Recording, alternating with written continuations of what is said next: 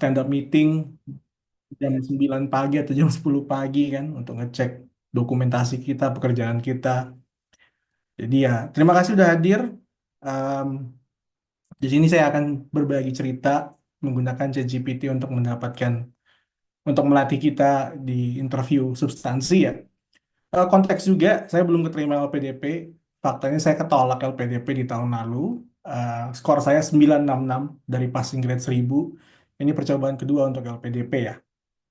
Saya lamar untuk LPDP bundling, jadi NUS plus reguler jalur LOA, LOA, kayak gitu. Kalau teman-teman ada pertanyaan selagi saya menceritakan ini semua, boleh ditaruh aja di chat dan atau nimbrung aja langsung ya. Eh, biar enak, biar kita ngobrol dua arah ketimbang satu arah. Oke, hari ini kita akan ngobrol mengenai ChatGPT. Teman-teman di sini udah familiar lah ya sama ChatGPT. Coba boleh di chat di kolom komentar kalau udah familiar. Udah sering pakai belum? Familiar ya. Untuk teman-teman yang di tech, mungkin udah sering pakai juga ya untuk ngerjain kerjaan. Kalau mungkin ada yang product manager juga, mungkin udah bikin product requirement doc atau um, BRD, business requirement doc, pakai ChatGPT ya, dipakai buat curhat. Kalau teman-teman programmer, kayak saya sama teman-teman saya itu pakai ChatGPT untuk coding, ada pakai Lovable, ada Bolt, terus ada apa namanya, Cursor, dan seterusnya. Ya, sering bantu untuk buat resume. Nice, nice, nice. Fun fact, Mbak Nadia, ini bukan untuk ngediss Super AI, tapi Super AI itu bukan ChatGPT 4.0 ya. Jadi API call-nya itu dia pakai 3, makanya kualitasnya jelek. 3 itu tahun 2023, 2024 awal gitu. Ya, makanya murah juga sih Super AI. Ya, bukan bukan ngediss Super AI sih, namanya juga bisnis ya.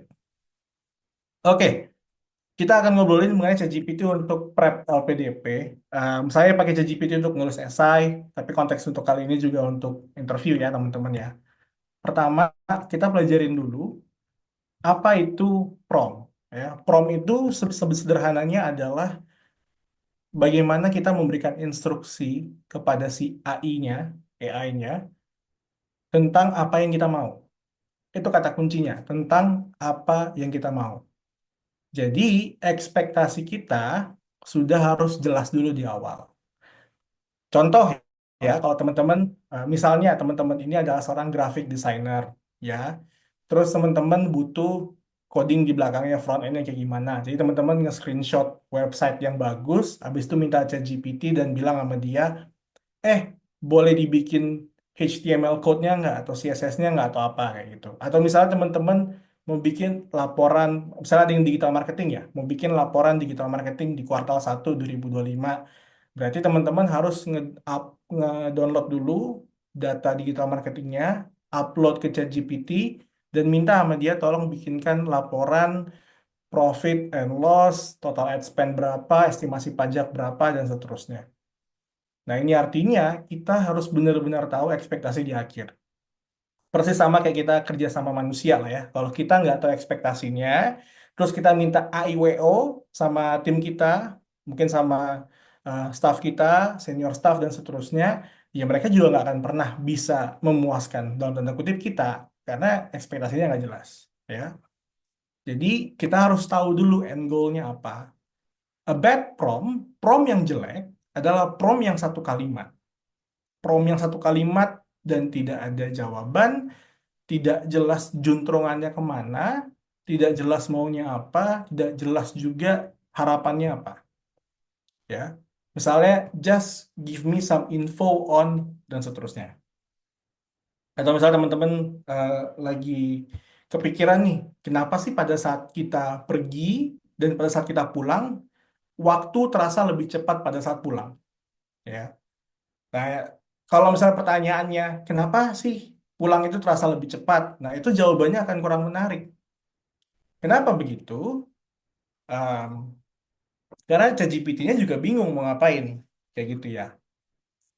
Em, terus kalau teman-teman nanya, what's the meaning of life? Ya dia nggak bisa jawab karena arahnya mau kemana, filosofisnya mau kemana. Cuma enak, cuma vague atau unanswerable itu enaknya kalau kita curhat. Um, Teman-teman udah pada chat tuh di kolom komentar kalau curhat sama ChatGPT itu nggak ada judge, enak mendengarkan kita ya kan. Ya karena memang realitanya gitu. Kalau teman-teman buka, bahkan di Harvard juga ada researchnya kan, kalau kita ngobrol sama ChatGPT itu lebih empati ketimbang umumnya psikolog. Ya, lumayan ngeri juga ya teman-teman. Nah, kalau good prompt itu adalah prompt atau instruksi yang lengkap. Kita misalnya minta create a subset of questions based on the LPDP application data provided. Jadi teman-teman download data LPDP-nya, upload ke ChatGPT, terus bilang sama dia, you must act, think, and see as if you are the interviewer preparing to call out participants. Nah, perhatiin juga kata-katanya. Saya menggunakan kata call out. Call out itu artinya memotong. Itu bahasa kasar gitu, kayak sama misalnya mengejek, tapi kalau di Inggris itu kita nggak bisa bilang mengejek aja, kita harus bilang demeaning gitu ya, merendahkan. Nah, penggunaan kata ini bisa membuat GPT makin paham apa sih yang kita mau, ya. Nah, berikutnya jelasin this is a necessity due to the fact that there is a limited quote for this year's awardee. Jadi kalau misalnya kita jelasin juga kenapa. Nah, sini konteksnya adalah kuotanya bakal berkurang untuk tahun ini. Komponennya itu seperti apa? Ini teman-teman, a good prompt is based on a proper narrative. Ada goalnya, ya. If you don't expect what you want, if you don't know what you want, ya, do not expect anyone to know. Perspektif dan role-nya juga. If you can set up the environment for a conversation, then the output will be wild. Teman-teman yang udah ngobrol sama ChatGPT pasti sadar kan, tidak jarang dia itu berhalusinasi. Nah, halusinasi itu terjadi karena prompt kita kurang. Itu aja jawabannya. Jadi dia ada wild buat ngejelasinnya. Konteks. If you can provide the reason, then the AI will execute it with its own assumption. Sama kalau kita punya pasangan ya teman-teman ya, kalau kita komunikasinya nggak lengkap, maka ketidaklengkapan komunikasi itu akan diisi dengan asumsi, praduga, prasangka. Makanya putus ujung-ujungnya. Karena komunikasinya nggak jelas. Misalnya ini hubungan mau dibawa kemana? Atau misalnya ngejelasin kemarin keluar nggak ada kabar karena apa? Terus cuma dijawab main. Terus nggak dijelasin kenapa dia main atau dia main sama siapa. Akhirnya yang mendengarkannya akan mengisi asumsinya sendiri kan. Oh, dia main sama cowok lain nih, dia main sama cewek lain nih. Nah, dengan timbul praduga-praduga itu, ya sudah, merujuk ke putus nanti di ujung. Nanti kau jawab ya, Mas Mbak Anggi ada di ujung kok. Nah, kalau diinginkan tetap aja Kak. Coba di slide mungkin lebih gede kali.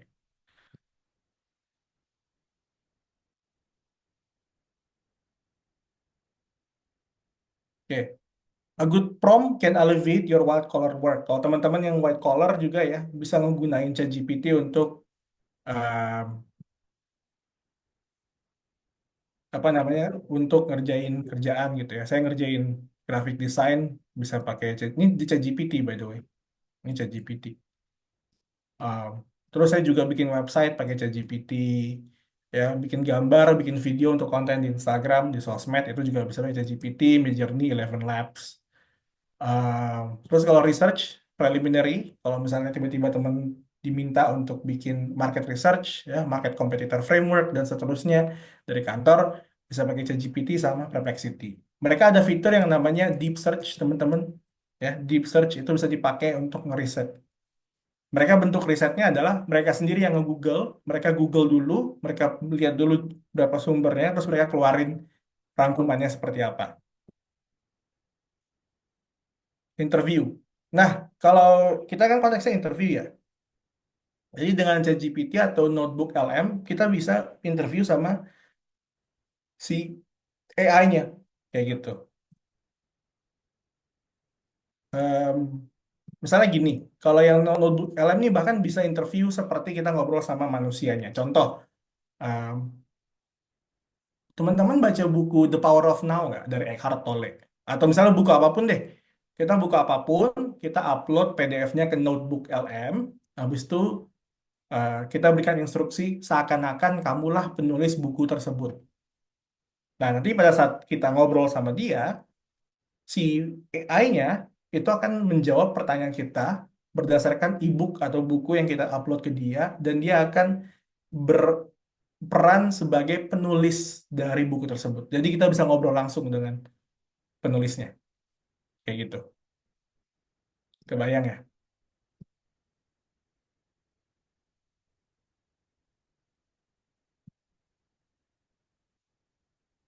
Hmm. Nah, ChatGPT juga bisa assess your trauma, teman-teman.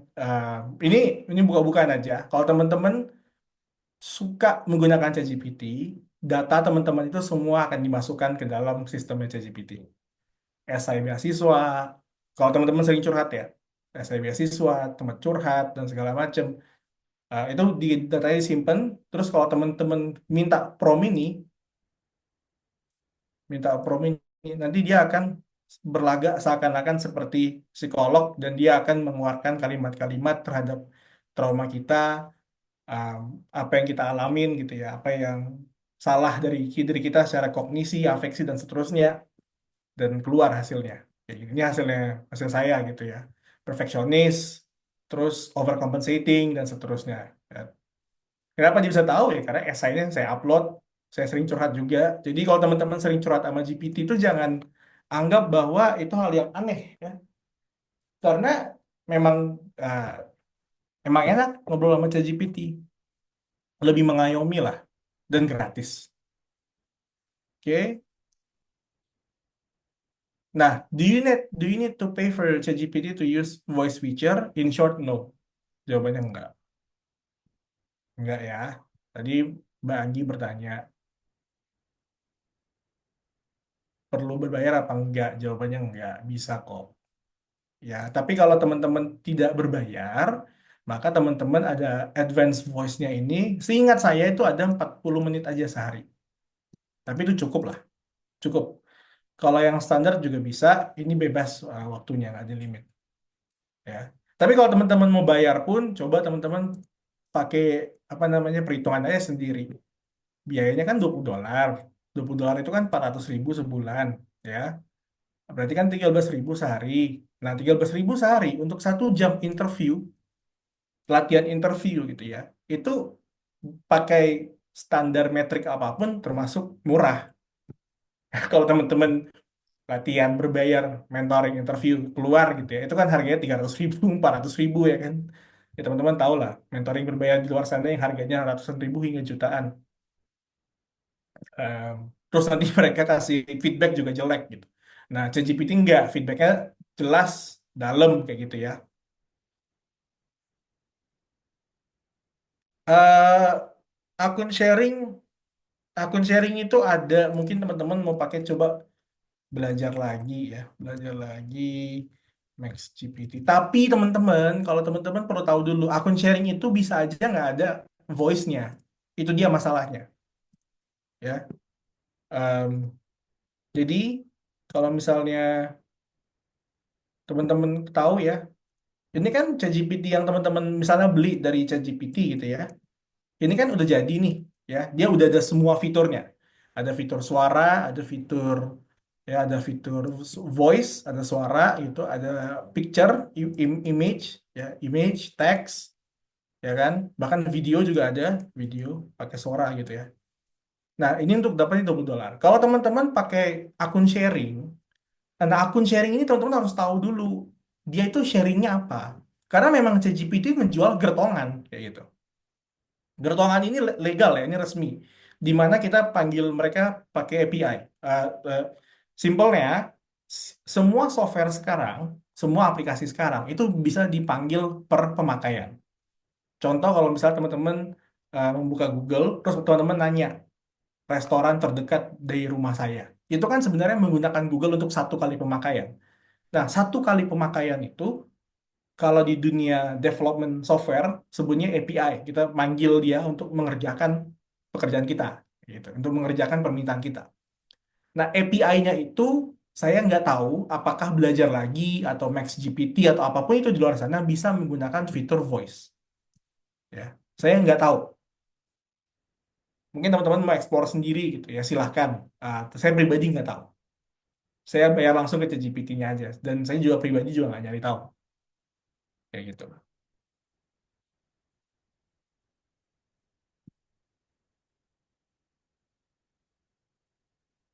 Kayak gitu. Jadi, em, bisa teman-teman nyari akun sharing ya, tapi saya tidak menjamin itu ada fitur voice-nya. Kan kita butuh fitur voice-nya, bukan fitur cuma teksnya aja. Kalau teksnya aja kan kita bisa pakai Gemini, bisa pakai Qwen, bisa pakai DeepSeek dan seterusnya ya.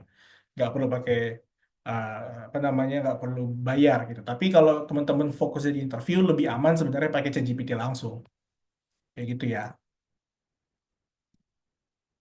Saya yakin teman-teman kalau bisa beli kopi susu gula aren, eh, satu yang satu kali 15.000 atau 20.000, mampu lah buat beli ChatGPT. Karena lebih mahal kopi susu gula aren kopi kenangan daripada harian ChatGPT ini.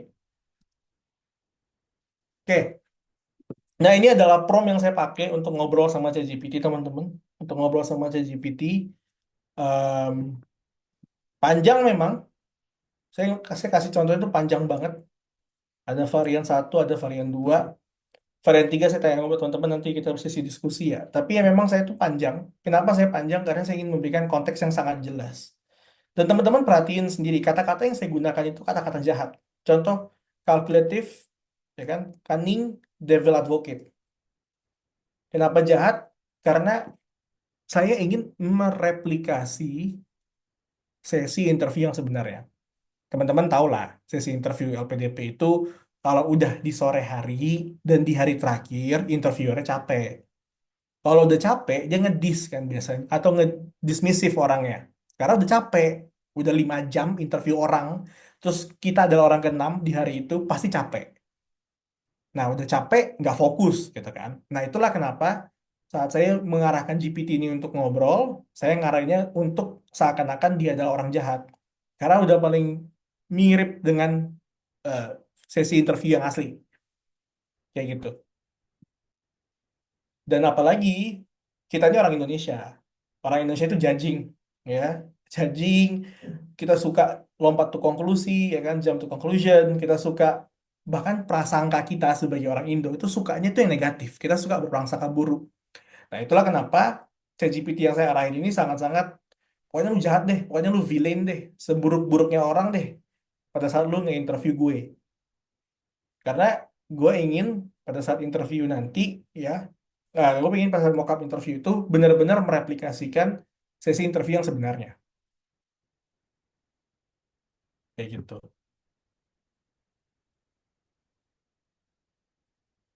Nah, oke. Em, kita langsung aja ngeliatin ininya ya. Pertama, saya tuh udah bikin daftar pertanyaan sendiri gitu ya. Ini teman-teman bisa lihat. Bahkan saya ini ya, saya kasih tahu AI-nya apa. Jadi saya upload eh, lamaran LPDP saya, terus saya tanya sama si AI ini, si Perplexity lah, si Grok gitu ya. Nah, terus keluar deh pertanyaan-pertanyaannya. Kayak gini. Nah, teman-teman perhatiin deh, karena saya menggunakan prompt jahat ya. Misalnya, you are a very calculative interviewer. You are a very cunning. You are a devil's advocate. You are very demeaning, full of spite and anger. Itu adalah kata-kata yang saya gunakan pada saat menginstruksikan AI-nya. Perhatiin deh pertanyaannya. With a 3.8 GPA from your psychology degree, how do you plan to excel in the competitive academic environment at US? Karena dia nggak baca data saya itu lulusan UPH SPSI, ya kan? SPSI dengan 301 GPA. Pertanyaannya, lu di Indonesia aja 3,01 bos. Terus lu mau masuk NUS yang lebih jahat lagi, yang lebih keras lagi. Gimana caranya lu bisa bertahan? Kayak gitu kan. Nah, ini pertanyaan-pertanyaan yang cuma keluar kalau kita benar-benar menginstruksikan si AI-nya bahwa you are a very cunning, calculative, full of spite, demeaning, and your task is to ensure that the applicants are called out to receive the apa namanya scholarship. Jadi benar-benar menggunakan kata-kata yang keras, ya, supaya pertanyaannya keras. Dan pertanyaannya keras, jawaban kita juga akan semakin solid pada saat kita ngobrol nanti sama para pewawancara, kayak gitu. Nah tadi Mbak Anggi nanya, kalau grok itu gimana, kalau ini gimana? Saya apa namanya? Kita langsung lihat aja by data ya, nggak usah berasumsi. Jadi kalau teman-teman tahu sabung ayam kan? Tahu sabung ayam kan? Ayam dipertandingkan gitu. Nah, AI pun juga disabung gitu sama para developer ya. Nah, bentar ya, kita lihat. Namanya LM Arena. Jadi ini benar-benar di kita lihat sendiri. Dari data ini mana yang paling pintar? Gemini. Gemini 2, ChatGPT 4, Grok, GPT. Oh, DeepSeek udah nomor 4 sekarang ya. Gemini 2,0 gini ya. Jadi ini udah dipertandingkan para AI-nya dan hasil tertingginya adalah si Gemini, si ChatGPT, si Grok gitu. Dan kalau teman-teman ngikutin perkembangan AI, ini rankingnya tuh selalu naik turun ya. Bisa dalam waktu seminggu berubah lagi kayak gitu.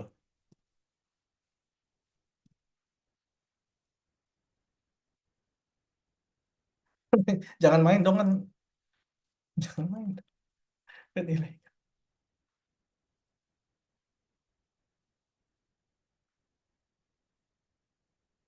Nah, waduh, dulu waktu di bulan Februari teman-teman, Quen ini nomor satu loh, si Quen ini. Sekarang udah nomor 13, nomor 11 lah ranknya. Cepat sekali ya. Quen ini dibikin sama Alibaba. Be- info aja. Oke.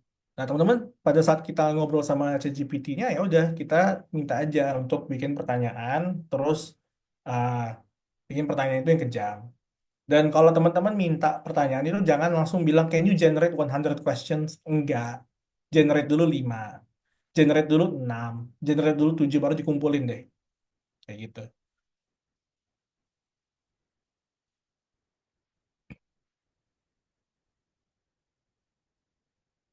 Ini cloud. Saya pakai cloud. Tapi kalau di sini kita lihat rankingnya. Tuh, tuh. Sonnet ranking 16. Mm-mm. Mm-mm. No, no. Kita kan cuma sayang sama yang top 10. Kita kalau kita jadi guru juga kan kita sayangnya juga sama yang top 10 aja kan. Yang paling bandel sama yang paling pinter diingat. Yang rata-rata nggak diingat.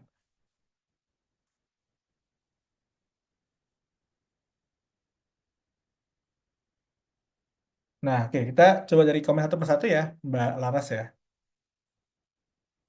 Oke, Kaido, silakan. Mm-mm. Tadi ya yang akun sharing udah saya jawab. Kalau lebih baik teman-teman bayar langsung ke ChatGPT-nya $20. Nah, kalau akun sharing saya nggak tahu apakah dia ada fitur gambar, fitur em, apa namanya teks dan seterusnya. Kalau teman-teman mau develop sendiri juga bisa pakai API call, eh, cuma lebih butuh waktu lah. Dan itu sebenarnya lebih murah kalau pakai develop sendiri. Namun saran saya tetap lebih baik ke ChatGPT langsung. $20 aja sebulan. Nah, kalau tadi ya, prompt buat nge-list possible questions, tadi kita harus kasih konteks yang sangat lengkap. Misalnya, saya tunjukin aja deh. Mana ya?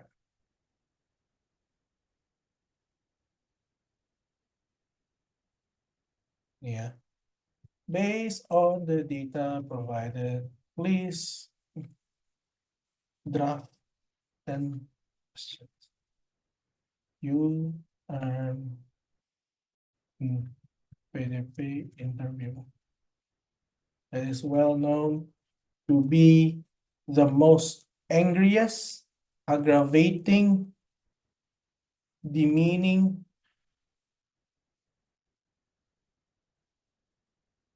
full of spite, and love to play devil's advocate. Why? Because LPDP is receiving but love, receiving an influx of applicants in 2025, but the quota still stays the same with 2024 quota number. Terus ini apa namanya? Kalau sering ngobrol sama ChatGPT, hal-hal seperti itu cepat keluarnya. Eh, apa namanya? Ya karena sering ngobrol sih sama ChatGPT, sering banget. Why? Because well, thus you have to call out and only give a passing grade to those who are in the most fit with LPDP values, LPDP values and set of parameters. Therefore, please generate 10 questions based on the data and personality instructed. Give the response in a bullet point.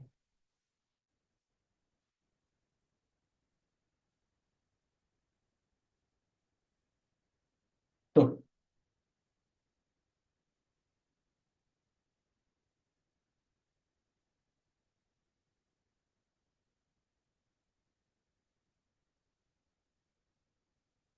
lihat pertanyaannya. Kejam kali kan? Kejam kali, Wak. Tuh. IPK kamu cuma 3,0 di antara ribuan pelamar lain yang cum laude. Apa yang membuat saya harus memilih kamu? Ini juga udah bikin usaha 50 juta orang, 50 juta orang nonton videonya. Terus kenapa nggak bisa bayar kuliah sendiri? Lagi. Kamu pernah gagal total dan harus mencatat semua pesertamu. Apa yang tidak akan gagal lagi? Oh, negaranya akan ikut hangus. Kayak gitu. Ya, saya dulu bikin usaha, terus usahanya eh, goncang parah, jadi saya harus pecat 90% pegawai. Kamu sendiri malah lari ke Singapura, kayak gitu. So, again, eh, dengan menggunakan AI, kalau teman-teman bisa memulai dulu ngobrol hal-hal yang tidak nyaman, ya, hal-hal yang nggak nyaman sama si AI-nya. Karena semakin cepat gitu ya, nanti pada saat udah mulai nyaman dengan hal yang nggak nyaman, akan lebih enak untuk menjawab pertanyaan tersebut.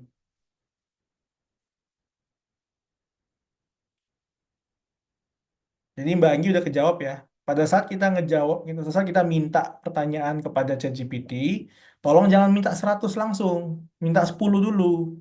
10, nanti 10 lagi, nanti 10 lagi, nanti 10 lagi kayak gitu.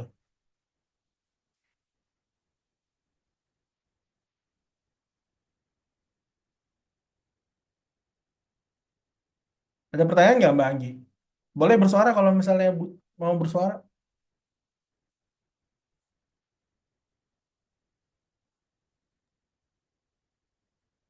Silakan Kak Anggi kalau ada yang masih ada follow up questionnya, silakan open mic. Jelas, jelas, Kak. Jelas Thank you ya. ya, Edo. Oke. Kak Amal, AI-nya bisa kasih feedback nggak? Bisa, bisa, bisa, bisa. Dan feedbacknya itu bisa keras juga.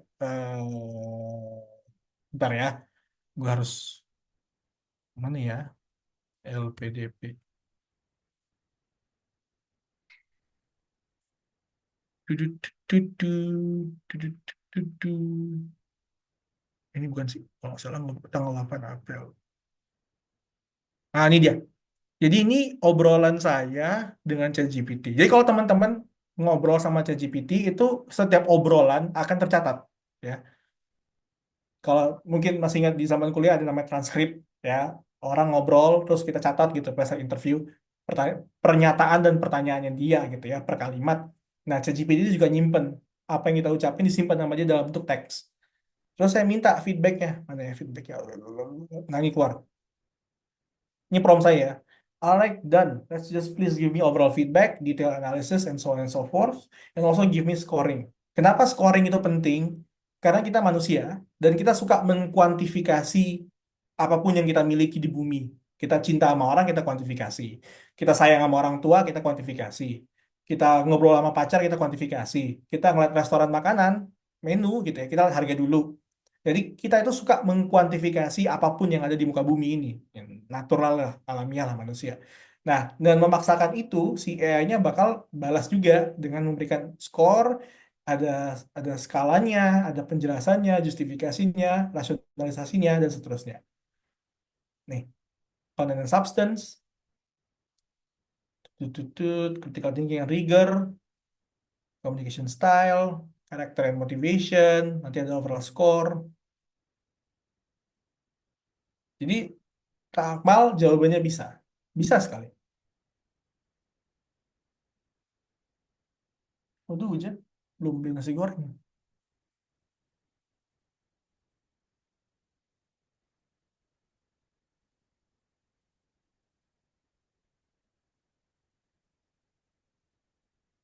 eh Apa namanya? Oke, Kak Rifki, tiap AI itu ada spesialisasi khususnya. Sebenarnya ada, tapi apa yang kita lakukan ini kan untuk general ya. Kita itu ngobrol sama AI untuk interview. Jadi Kak Rifki cukup pakai ChatGPT aja, nggak usah pakai yang lain. Kalau teman-teman mau yang lain sebenarnya ada tapi untuk kerja ya yang paling bagus ya. Apa namanya? Merkor kalau nggak salah gue. Nah, namanya Merkor.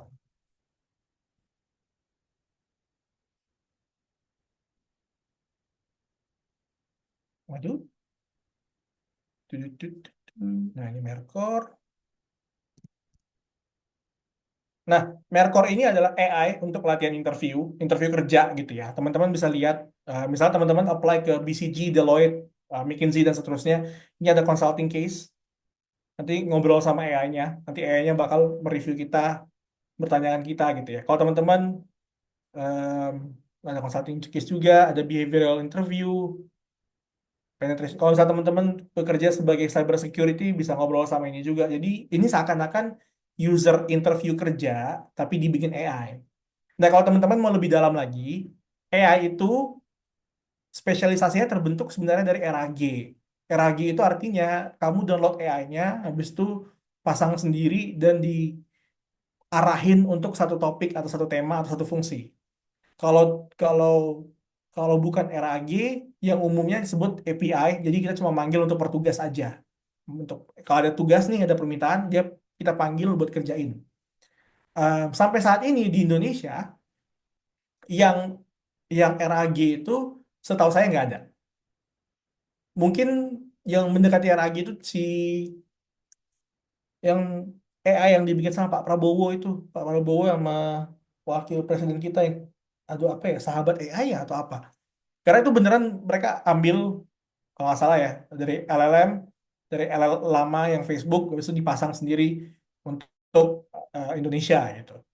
Nah, tapi sisanya nggak ada yang RAG. Sejauh yang saya tahu nggak ada yang RAG. Sisanya pakai API call. Dan itulah kenapa kalau teman-teman nanti mau latihan interview, menurut saya cukup pakai ChatGPT, nggak usah pakai yang lain-lain. Ya. Dulu saya mau bikin sendiri AI untuk bantu interview untuk interview beasiswa gitu ya, pakai API call. Tapi em, apa namanya repot lah untuk memberikan feedback yang akurat, karena di tengah-tengah bisa hilang datanya. Jadi akhirnya saya pakai si voice aja, ChatGPT aja, kayak gitu.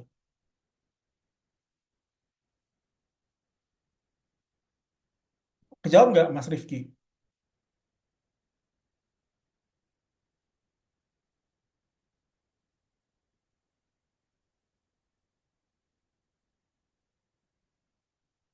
Sorry kalau misalnya tadi jawaban saya terlalu teknis, em, tapi intinya pakai ChatGPT, voice aja, udah cukup.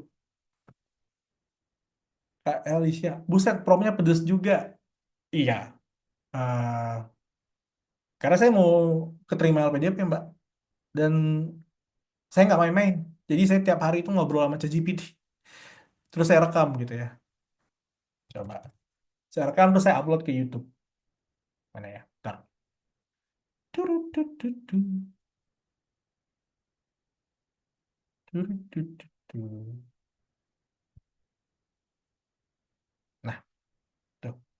Saya upload ke YouTube.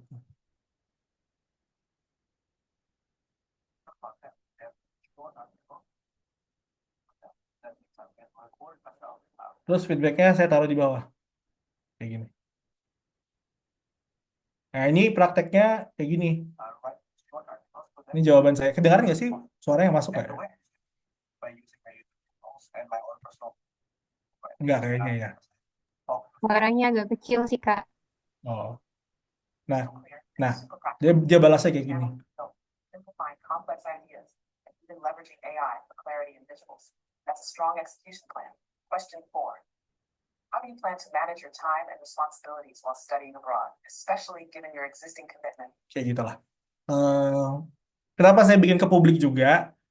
Jadi kalau misalnya suatu hari nanti saya melakukan sesuatu yang di luar dari janji komitmen saya terhadap LPDP, buktinya banyak. Kayak gitu. Eh, Terus gue pengen S2 men. Serius soalnya. Turut-tutut. Tapi nggak bisa.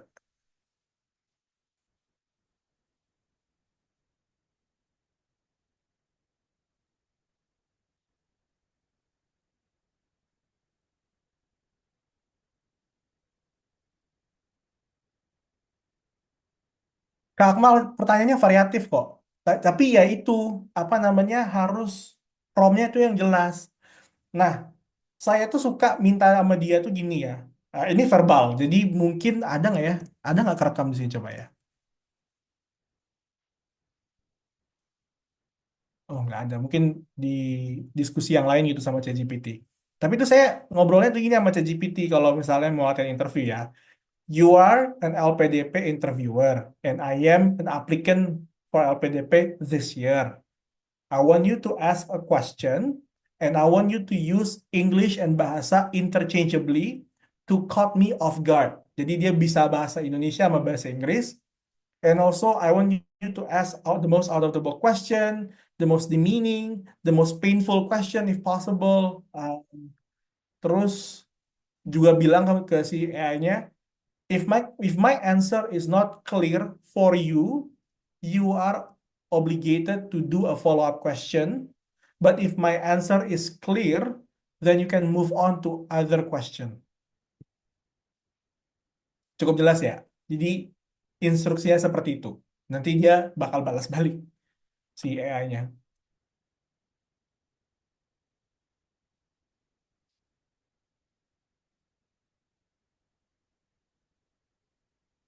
Kayak gitu.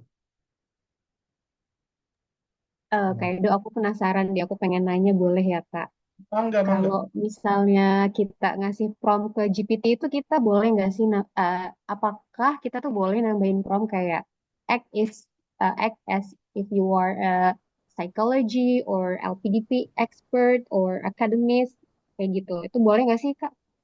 Boleh, boleh. Terus maksudnya apakah nanti tuh chat GPT, aku sih sebenarnya udah pernah nyoba sih kayak yang act sebagai akademisi atau apa. Cuman mungkin karena promnya kurang lengkap kali ya. Jadi tuh somehow aku ngerasa kayak pertanyaan dari akademisi dan juga ekspertis LPDP itu somehow kayak mix gitu loh Kak. Jadi aku kadang suka susah nyari benang merahnya gitu. Kalau psikologi kan emang ada warnanya sendiri kan ya kalau buat di pertanyaan gitu. Nah, itu gimana ya Kak tips triknya? Oke. Kalau misalnya kayak gitu, pertama yang act itu harus detail aja. Misalnya ini yang versi satu ya. World Class Behaviorist Strategy Scholarship Mentor, Performance Coach. Jadi posisi dia yang saya minta adalah sebagai psikolog di LPDP. Kayak gitu. Nah, kalau yang ini bisa jadi praktisi. Kenapa praktisi? Karena ada kata kunci ini, kalkulatif. Kayak gitu. Jadi apa namanya? Pertanyaan dia itu bisa bervariasi dan bisa disesuaikan dengan pertanyaan yang kita mau. Nah, kalau kualitas pertanyaannya itu B aja, mungkin tadi ya, promnya tuh cuma satu kalimat ke dua kalimat. Jadi prom itu harus panjang gitu, per paragraf ya. Yang ini kan per paragraf. Permintaan saya per paragraf. Nih, per paragraf. Nah, kadang kalau orang bilang, ih lu pakai AI terus lu nggak mikir dong. Senyumin aja. Kayak gitu. Berikutnya, untuk ChatGPT sendiri, itu tuh ada filternya teman-teman di sini. Jadi kalau masuk ChatGPT, ya di bagian kiri ini ada ininya bagiannya. Nah, kalau teman-teman mau the most detailed, ya benar-benar uh, AI paling pinter saat inilah gitu ya, nih si Gemini nomor 2 ternyata. Nah, kalian bisa minta ini GPT-45. Jadi balik dulu ke sini ya, balik dulu ke ChatGPT-nya, pojok kiri atas, habis itu ini, kayak gitu. Nah, untuk hal-hal umum dan untuk interview saya pakainya GPT-4o. Kalau free user juga dapat kok. Namun ada batasan. Misalnya satu hari itu atau dalam 8 jam cuma ada 10 atau 20 kali pertanyaan habis itu habis. Nunggu lagi 8 jam. Kayak gitu.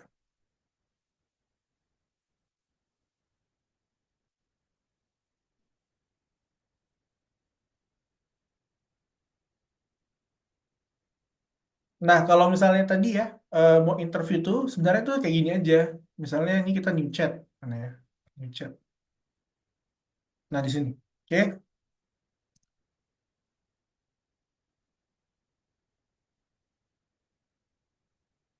Saya tuh biasa pemanasannya kayak gini ya. Please read this document and a response with yes when you understood the document. Kayak gitu gitulah. Nanti dia balas yes. Oke. Nah, ini ada tombol kan? Ini tombol voice. Nah, oke. Nah, kita Oh, good. Hi there. Hey, it's good. Hey there. Hello. Hey, I'm kita Todd. bisa pilih Glad to suaranya meet gitu you. ya. I think we're going to do great work together. Where Great. should we start? Oke. Nah, habis saya udah setting suaranya, habis itu saya tinggal ngobrol aja. Hey ChatGPT, am I audible? Can you listen to what I said? Ya, saya bisa mendengar kamu dengan jelas. Suaramu terdengar baik. Nah, itu dia balas. Ada yang ingin kamu bahas hari ini? Okay. You're going to act as an LPDP interviewer, and I'm going to be an applicant for this LPDP batch. You're free to browse the internet to understand what is LPDP, what is the purpose, the values. But I want you to craft a question based on the data that I provided.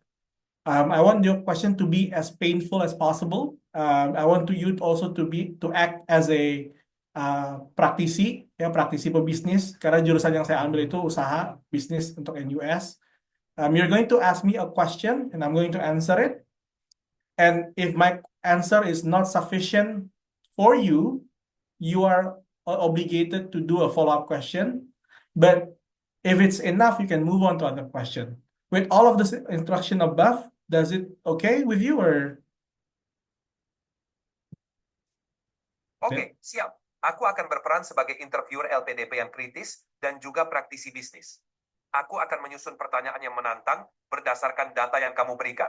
Setelah kamu menjawab, jika jawabanmu kurang memuaskan, aku akan memberi pertanyaan lanjutan. Kalau sudah siap, mari kita mulai. Silakan jawab pertanyaan pertamaku ini. Anda menyebut ingin membangun hub kewirausahaan yang fokus pada pembelajaran melalui kegagalan. Namun, bagaimana Anda akan meyakinkan investor untuk berinvestasi dalam sebuah komunitas yang merayakan kegagalan, sementara kebanyakan investor mencari hasil dan keberhasilan yang terukur? Pertanyaannya kedengaran nggak tadi pertanyaan GPT-nya? Terdengar, Kak. Kedengaran kan?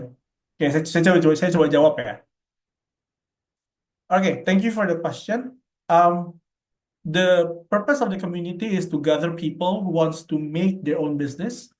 And therefore, when I study in NUS, I want to repurpose what I've learned and the experience that I acquired to make it a bite-sized content for people to learn. And thus, people will consume the content, create a community based around it, and then learn from one another, especially from the failure. When investors came in, they will not invest in the community per se, but they will invest in the businesses that are crafted and created on the community. So they are not investing to the community, they're investing to the outcome of the community, which is the businesses that will exist and will be helped by people around the community. Now, therefore, the investors that I'm going to expect is not traditional investors. It will be venture capitalists that are very apparent and very familiar with risk, because VC or venture capital investing usually only comes out, only one or two will be successful and the other will be flop. Thus, they are familiar with the game, they're familiar with the business, and they will familiar with the risk profile that are provided in the community. Thus, that will be the answer for the question that you asked. Baik, jawaban Anda menarik, namun sebagai investor, saya ingin lebih spesifik.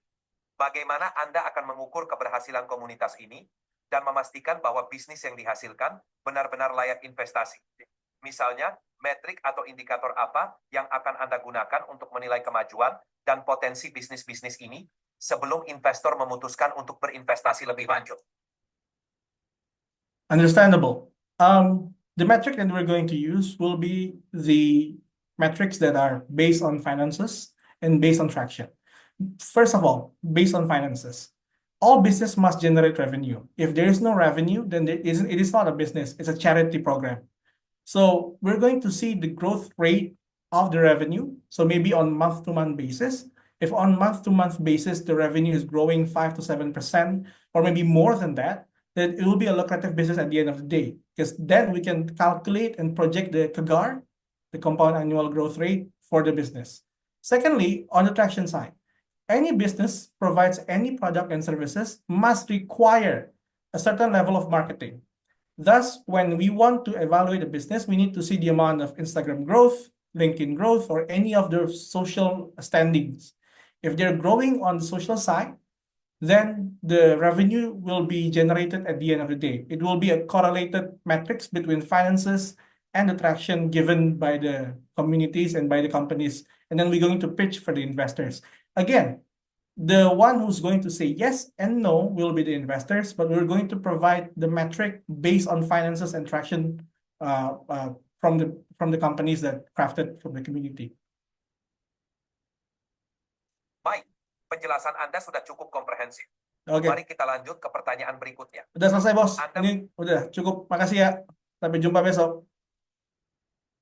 Oke, Oke, siap. thank you. Kalau ada Thank you. Can you provide a feedback of my answer? Provide the scoring, rationale, and justification.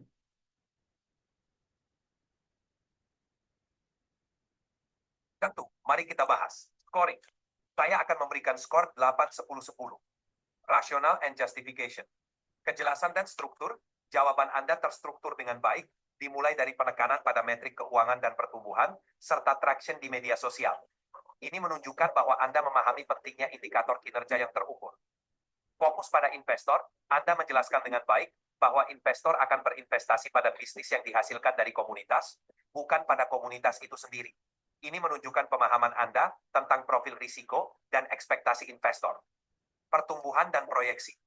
Anda menyebutkan pertumbuhan pendapatan bulanan 5-7% dan pentingnya media sosial sebagai indikator traction. Ini adalah metrik yang konkret dan dapat diukur yang sangat penting bagi investor untuk menilai potensi bisnis. Saran perbaikan. Anda bisa memperkuat jawaban dengan memberikan contoh nyata atau studi kasus dari komunitas serupa yang sudah berhasil.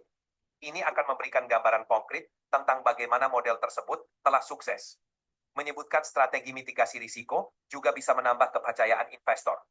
Misalnya, bagaimana Anda akan mendukung bisnis yang masih baru agar dapat bertahan hingga mencapai profitabilitas. Secara keseluruhan, jawaban Anda sudah kuat, logis, dan relevan dengan ekspektasi investor. Tinggal memperkuat dengan detail tambahan untuk meyakinkan lebih lanjut. Great. Thank you for this performance.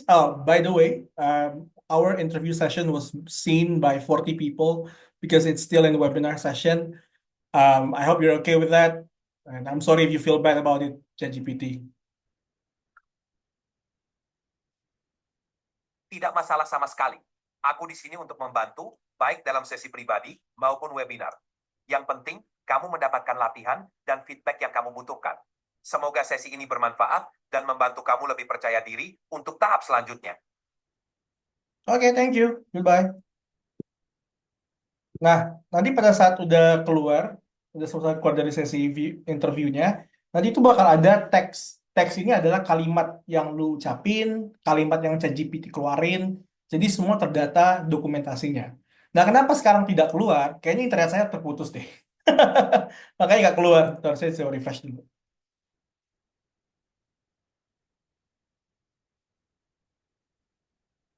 Iya dong, terputus dong. Ya udahlah.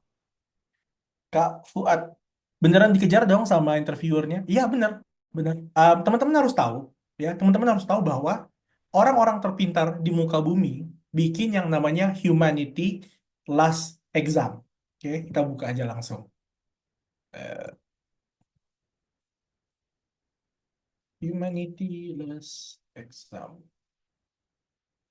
Nah, Humanity Last Exam ini adalah kumpulan soal tersusah yang pernah ada di muka bumi. Ya, teman-teman bisa ngeliat sendiri para profesor yang kerjain ini, ya kan? Eh, Ini adalah profesor-profesornya, dataset kontributornya banyak banget profesor PhD ini sama kampus-kampusnya ya kan. Nah, teman-teman lihat sendiri, ini adalah kumpulan soal tersulit di muka bumi yang dikumpulin dan ini adalah hasil jawaban AI ya. Apa artinya? Artinya dalam 2-3 tahun ke depan grafik ini bakal naik ke atas. Dan kalau udah naik ke atas, selesai sudah. Kita harus pintar-pintar pakai AI buat apapun lah yang mau kita bikin. Tapi poinnya adalah ChatGPT is enough, Cloud is enough, Gemini is enough.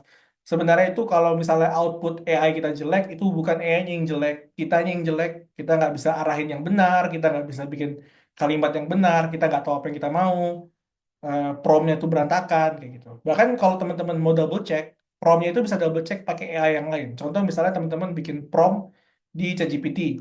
Nah, prom ini teman-teman tanya ke Sonnet, ke Claude ya. Prom ini udah masuk akal apa belum? Kalau udah masuk akal, nanti dia bilang, oke ini udah bagus. Ya udah, promnya masukin lagi ke ChatGPT, kayak gitu.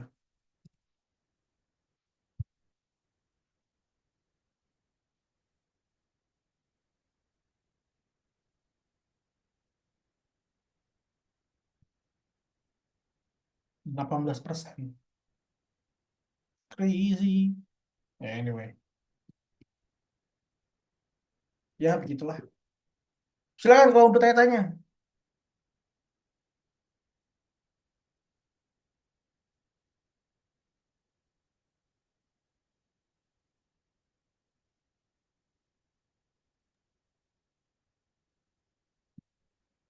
Kayaknya Kak Akmal mau di-share promnya tuh Kak Edo. Kalau boleh. Boleh dong, boleh dong. Ini aja langsung nih. Sorry. Coba saja dari sini. Saya taruh di grup chat PPT-nya.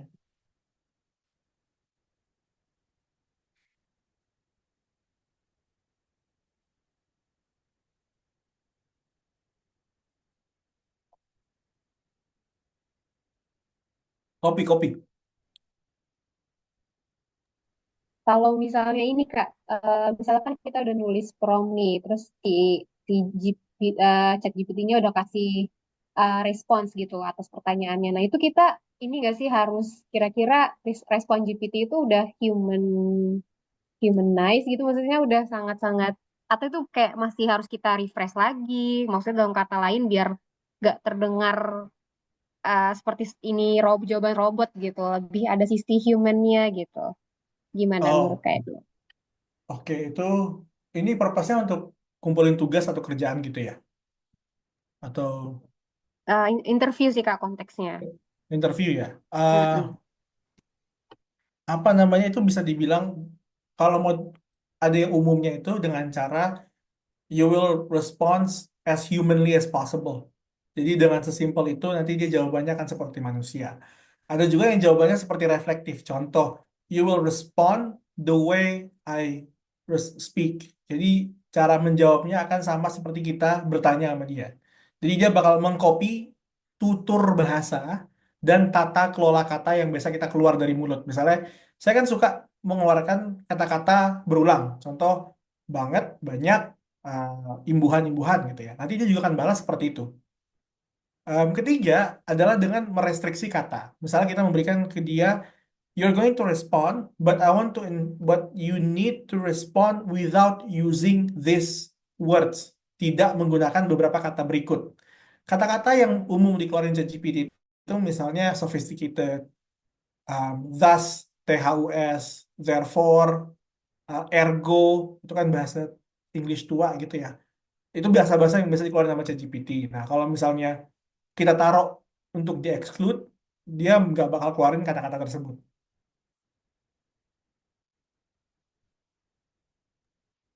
I see. Emang berarti harus sangat-sangat personalized ini ya, Kak. Sangat-sangat Kita dan amat-sangat juga personal. Sangat-sangat GPT. personal. Mm-mm. Baik, mungkin ada kakak-kakak yang masih penasaran gitu, kok bisa ya ChatGPT-nya Kak Edo pinter banget gitu ya kan. Bisa kayak apa interview beneran gitu. Silahkan kalau ada yang ingin ditanyakan.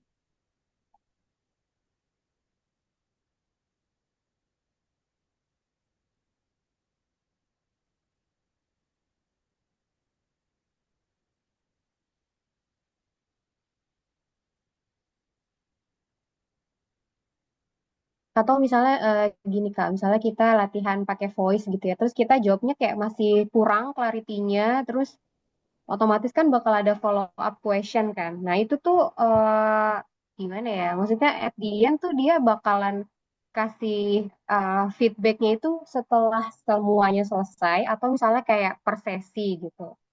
Kayak harusnya Feedback. pertanyaan itu kamu jawab ini gitu. Atau gimana tuh Kak? Dia akan kasih setelah feedback, setelah pertanyaan selesai. Kayak gitu. Ya. Nah, kalau misalnya Berarti, nanti mau spesifik Mhm. ke pertanyaan sesuatu, itu tanya balik. Assume that you are me, and I'm going to ask you this question. How will you answer it? Nanti dia Oh bakal jadi menjawab tanya secara jelas balik dulu. gitu ya? Betul. Mm-mm. Oke. Mana ya PDP? Ini yang today. Oh, ini dari siang ya, coba kita lihat.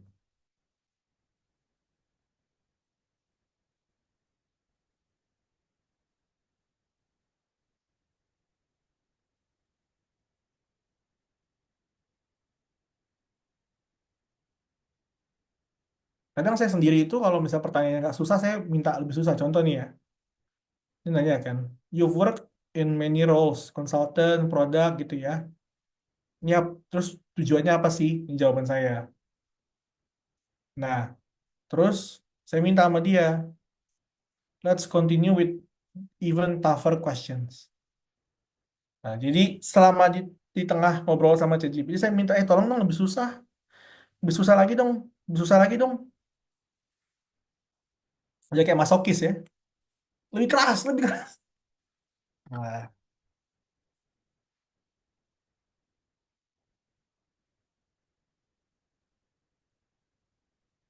tadi kan PPT-nya udah gue taruh, Kak Yusuf. Dari situ aja copy.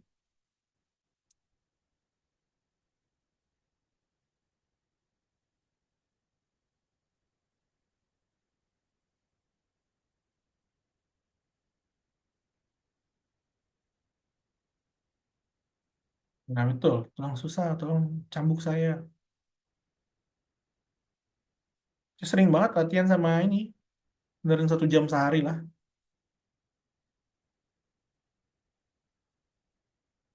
Kadang variasi gini juga.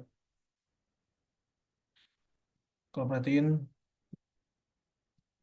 you are going to ask 5 questions. When you ask a question, I will answer it. Then you do a follow-up question. We do a total 5. Let's see how you feel about that. Kadang untuk pemanasan pakai yang biasa, nanti pelan-pelan minta yang lebih berat, kayak gitu.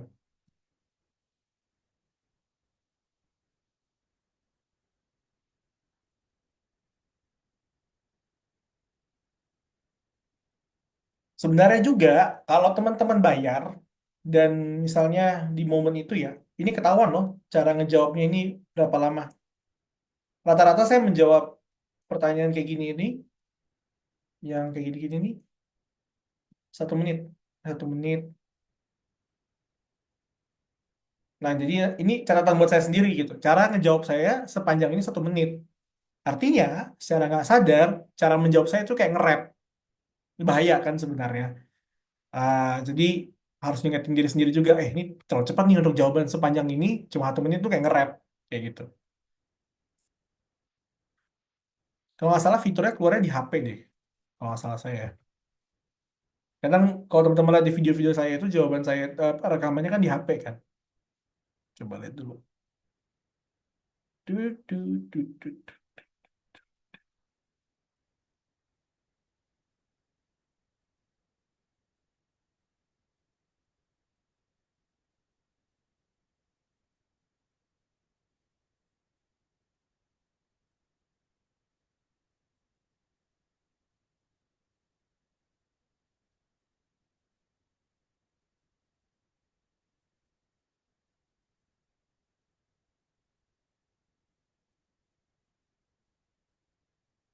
Iya.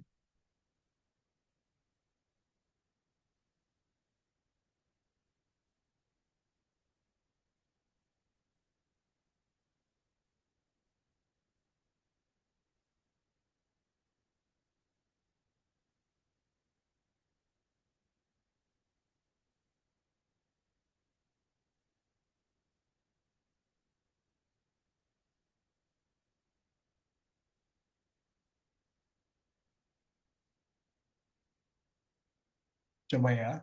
Bentar.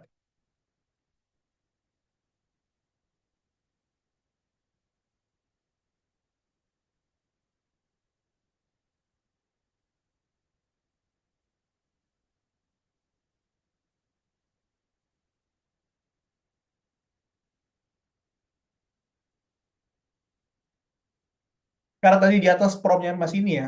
Promnya masih angriest, aggravating, demeaning, full of spite, play devil's advocate. Jadi perhatiin pertanyaan-pertanyaan dia bahkan sebagai psikolog pun juga nyebelin kan. Nah, ini kan saya minta nih. Sekarang keluarnya pertanyaan di mana dirimu berperan sebagai psikolog. Lihat pertanyaannya. Nyebelin juga kan. Nah, kamu punya drive to excel. Coba siapa sih kamu coba buktikan ini semua ke siapa? Dirimu sendiri, keluargamu, atau orang yang dulu meremehkan kamu. Terus apa pola kegagalan yang sering kamu ulangi, tapi belum kamu akui? Kan ini, wah, kalau saya kalau ditanya gini on the spot juga mikir dulu kan. Wah, ini apa jawabannya? Kayak gitu.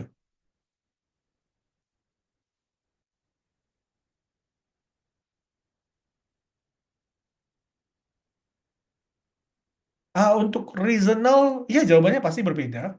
Cara menjawabnya itu pasti berbeda. Eh, apa namanya pasti karena kan dia itu ngambil datanya. Ini deh, contoh deh. Eh,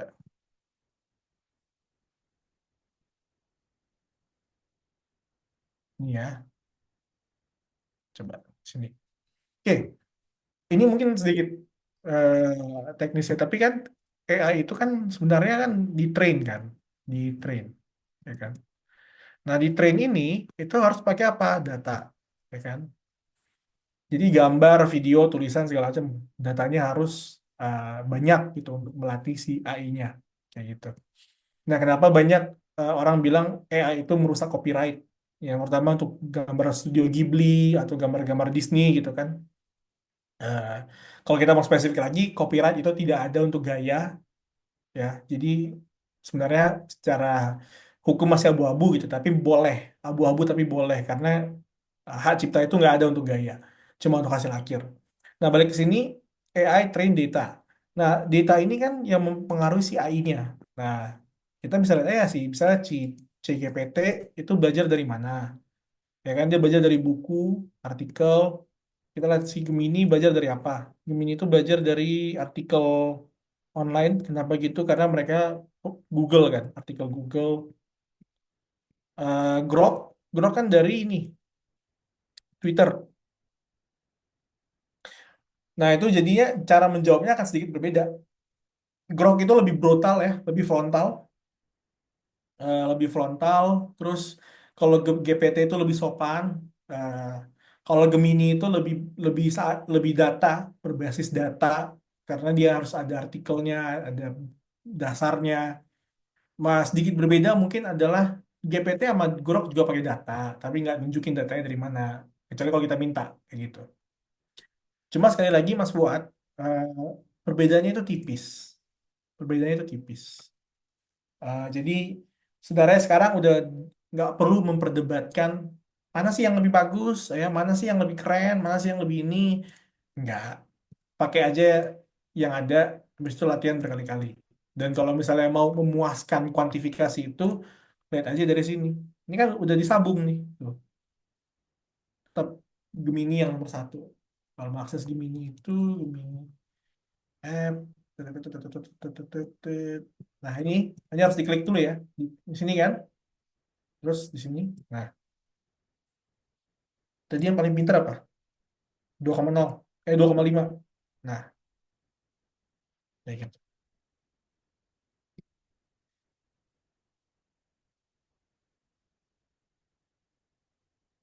Coba tanya. Pakai prompt yang sama. Coba kita lihat ya. Prompt yang sama.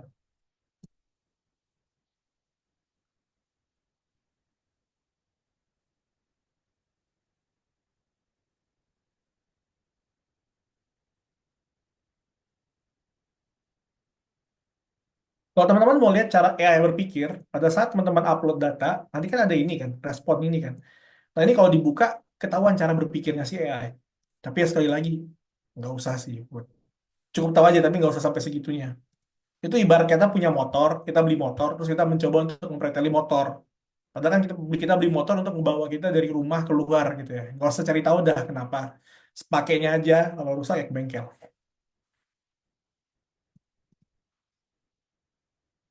Nah, tuh. Coba lihat. Pertanyaan pertama di GPT adalah ini. IPK kamu punya bisnis. Ya kan dua ini pertanyaan. Tapi kita lihat si Gemini jawab pertanyaan pertamanya apa? You claim to adapt quickly, jumping between roles. Sounds more like you can hold down for a job or figure out what you actually want to do. Convince me it isn't just resume padding. Jadi mungkin fokus pertamanya itu adalah karir dulu kan, kerja.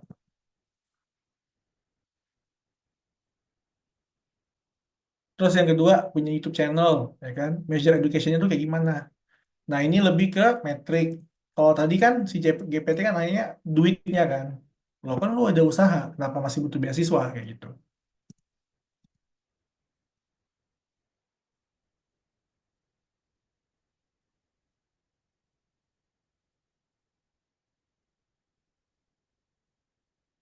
Yep.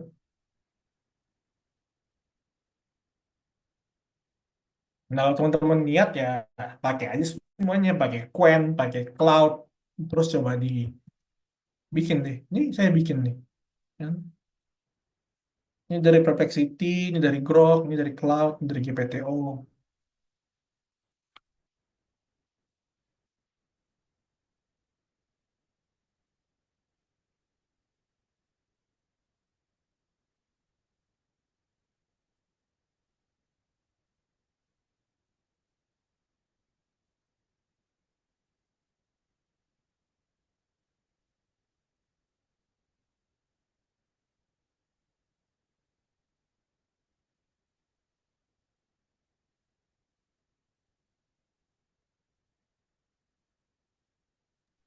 Kalau contoh yang paling out of the box tuh menurut experience Kak Edo gimana tuh Kak? Kayak misalnya kita sebenarnya nggak kepikiran banget tuh apa ya dikasih AI pertanyaan itu gitu. Kayak dan harus punya strategi kan buat jawabnya seandainya itu keluar gitu.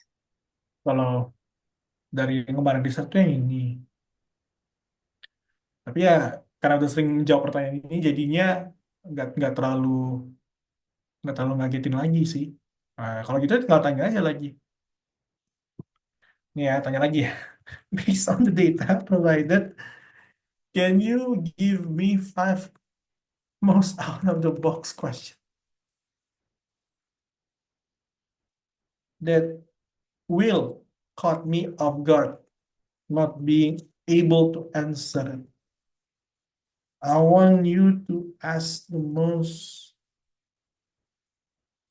delusional, mungkin delusional atau weird, creepy, apalagi ya. Pokoknya apa? um, karena kita harus bikin instruksi, jadi kita sendiri harus punya banyak kosakata untuk meminta arahan itu. Kalau enggak, dia nggak bisa. Atau dia jawabannya itu sempit, gitu ya. Weird, creepy, and even outright outrageous that will invoke the feeling of uncomfortableness. Nah, coba kita lihat pertanyaannya apa.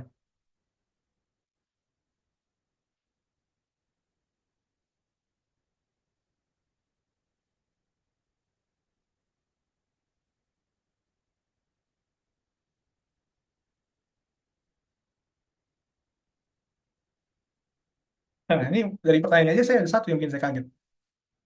Ini.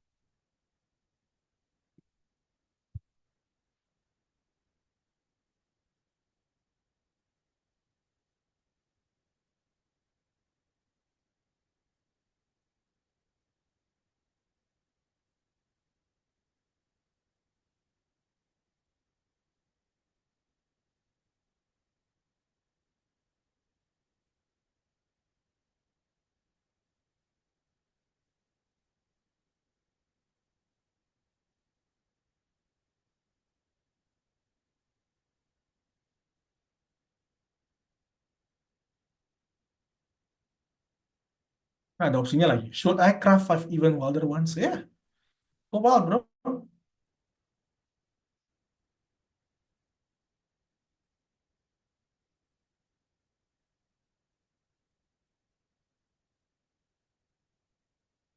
Daily Madness to 10.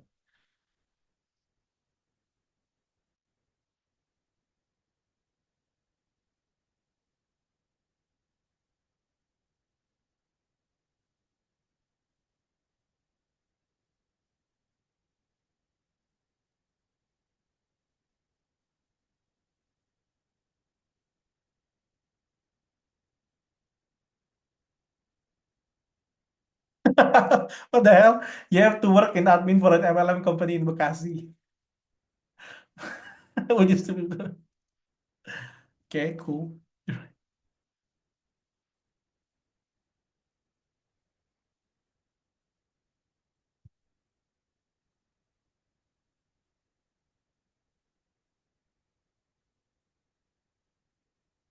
That's it.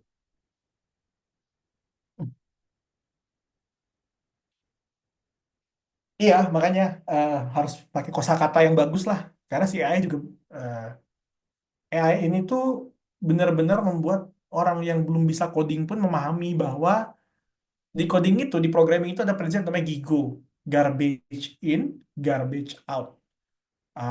Kalau kita bikin instruksinya jelek, hasilnya jelek. Benar-benar merefleksikan apa yang kita ingin. Nah, cara paling mudah untuk membuat kualitas pertanyaan jawabannya bagus, maka pertanyaan harus bagus. Berarti apa? Gunakan kata-kata yang lengkap, pakai nomenklatur yang tepat gitu ya, terus pakai kosakata yang banyak gitu. Saya kadang aja sampai nyari kan, what is the synonym of demeaning, full of spite. Ya, kata-kata gitu kan eh, harus dipasang supaya AI-nya tuh pinter. Kalau nggak, dia nggak pinter.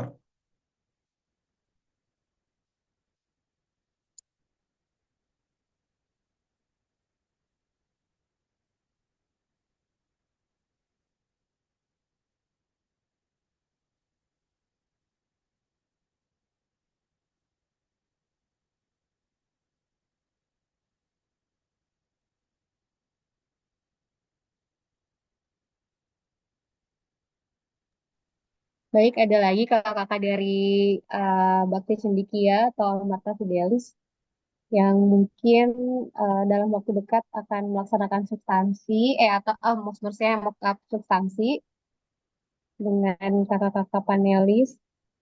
Mungkin ada yang ingin diklarifikasi gitu.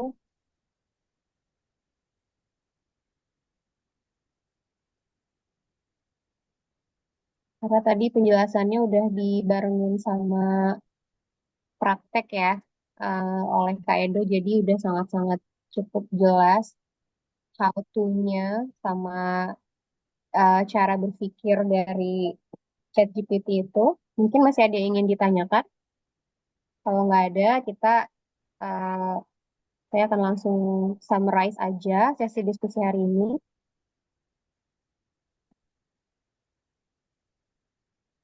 Sepertinya udah nggak ada ya. Baik, sebelum saya akhiri, saya ingin mengucapkan terima kasih sekali lagi untuk Kaido sebagai speaker dan juga sekaligus menti yang sama-sama masih berjuang ya Kak. Kita juga sama-sama berjuang di sini, sangat-sangat terinspirasi sekali atas insight-insight Kak Edo mulai dari cara mengolah prompt GPT yang nggak bisa satu kalimat aja gitu.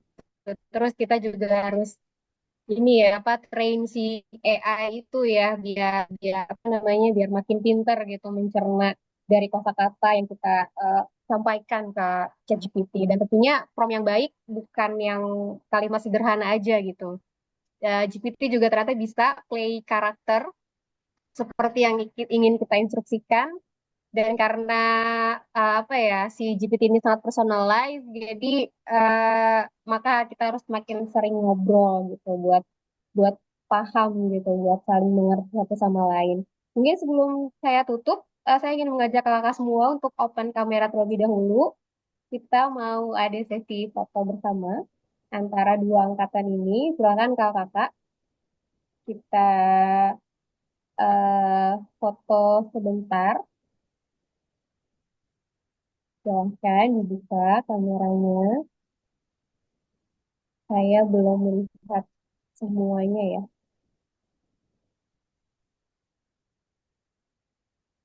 Masih beberapa orang.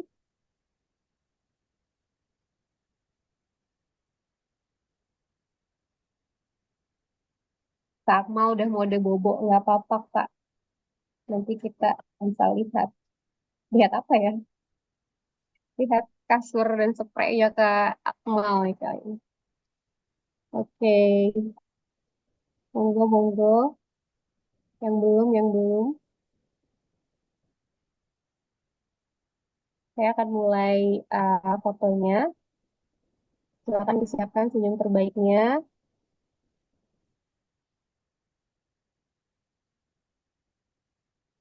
Baik, saya akan mulai. Sebentar, tolong ditahan. Oke. Senyum ya, kakak-kakak. Satu, dua, tiga. Oke, karena yang open kamera belum semuanya sepertinya udah pakai pakaian tidur, jadi nggak apa-apa gitu. Sekali lagi, Kak Edo, terima kasih banyak atas materinya pada malam hari ini. Kalau misalnya di luar sesi masih ada pertanyaan, boleh kali ya Kak, kita teman-teman dari Bakti Cendikia bertanya ke Kak Edo gitu ya Kak, Aman, aman. Tanya aja di Telegram. via via Telegram gitu. Iya, siap. Terima kasih ya Kakak Edo dan juga kakak semua dari Amarta Fidelis, Kak Nila, dan juga Kak Fahmi yang mewakili Angkatan Bakti Cendikia, selaku Ketua Angkatan. Terima kasih banyak. Saya akhiri sesi diskusi malam ini. Selamat malam kakak-kakak, selamat beristirahat dan selamat kembali bekerja dan beraktivitas di esok hari, hari Senin. Saya tutup. Wassalamualaikum warahmatullahi wabarakatuh. Waalaikumsalam. Waalaikumsalam warahmatullahi wabarakatuh. Terima kasih Kak Edo, terima kasih Kak Laras, Kak Fahmi.